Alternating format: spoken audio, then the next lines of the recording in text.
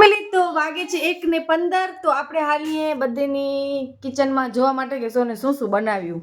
તો આપણે આવી ગયા છીએ તનુ પાસે. તનુ કાંઈક કામ કરી રહી છે એને કન્ટિન્યુ કરે ભલે. તો એને બનાવી છે સૂકી ભાજી અને આનામાં છે પૂરી. ઓ આજે રોટલી નથી બનાવી. આમાં તો બધાને ખબર જ હોય છાશ. આમાં શું છે?